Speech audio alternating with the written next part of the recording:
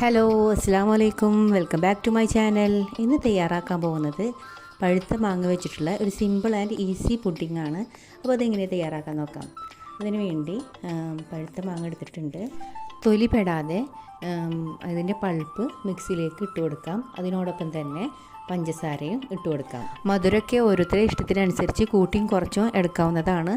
ഇപ്പോൾ മാങ്ങ ഒക്കെ അരഞ്ഞ് കിട്ടിയിട്ടുണ്ട്.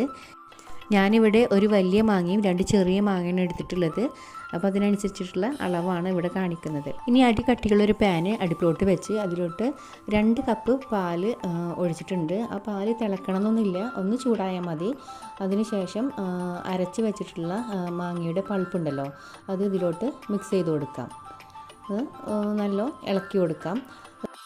പാലും മാങ്ങയുടെ പൾപ്പും കൂടി നല്ലതുപോലെ മിക്സായിട്ട് കിട്ടണം. അതിനു വേണ്ടി 1 മിനിറ്റോളം ഇത് ഇളക്കിക്കൊണ്ടേയിരിക്കണം.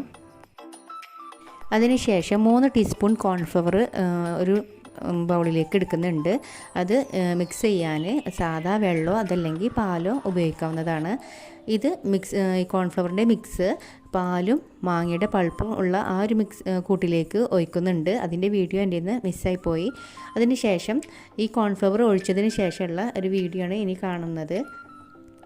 കോൺഫ്ലവറിൻ്റെ മിക്സ് ഒഴിച്ചതിന് ശേഷമുള്ള ഒരു വീഡിയോ ആണിത്. അപ്പോൾ ഇങ്ങനെയാണ് കോൺഫ്ലവർ ഒഴിച്ചതിന് ശേഷം പാലും മാങ്ങയുടെ പൾപ്പുള്ള ആ ഒരു മിക്സ് ഇങ്ങനെയാണ് കിട്ടുക. കോൺഫ്ലവർ ഒഴിച്ചാൽ ഓൾറെഡി അത് കുറുകി വരുന്ന ആ ഒരു സ്റ്റേജാണ് ഇപ്പോൾ ഇങ്ങനെ കാണിക്കുന്നത്. അപ്പോൾ ഒന്നും കൂടി കുറുകിയതിന് ശേഷം തീ ഓഫ് ചെയ്യുന്നതാണ്.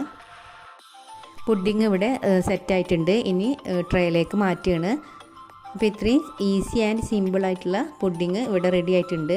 ഇനി അതിനൊന്ന് ടാപ്പ് ചെയ്ത് കൊടുക്കുകയാണ്. നിങ്ങൾ ഈ വീഡിയോ കാണുന്നത് സബ്സ്ക്രൈബ് ചെയ്യാണ്ടാണെങ്കിൽ please subscribe and support my channel. ഇനി പുഡിംഗ് ഒന്ന് ചൂടാറിയതിന് ശേഷം അതിന് മേലെ നട്ട്സ് ഏതാണ് നിങ്ങളുടെ കയ്യിലുള്ളത് അതുകൊണ്ട് ഒന്ന് ഡെക്കറേറ്റ് ചെയ്യാവുന്നതാണ്. ഇപ്പോൾ ഞാൻ ഇട്ട് കൊടുക്കുന്നത് ബദാമാണ്. അങ്ങനെ ബദാമും കൂടി ഇട്ട് കൊടുത്തതിന് ശേഷം നമ്മുടെ പുഡിംഗ് ഇവിടെ റെഡി ആയിട്ടുണ്ട്. ഇനി ഫ്രിഡ്ജിൽ വെച്ച് 2 മണിക്കൂർ കഴിഞ്ഞതിന് ശേഷം അത് സെർവ് ചെയ്യാവുന്നതാണ്. അപ്പോൾ ഇന്നത്തെ വീഡിയോ എല്ലാവർക്കും ഇഷ്ടമായെന്ന് വിചാരിക്കുന്നു. ഇഷ്ടപ്പെട്ടിട്ടുണ്ടെങ്കിൽ ലൈക്കും കമൻറ്റും ചെയ്യുക. ഈ വീഡിയോ കാണുന്നത് സബ്സ്ക്രൈബ് ചെയ്യാണ്ടാണെങ്കിൽ please subscribe and support my channel. Thank you. അസ്സലാമു അലൈക്കും.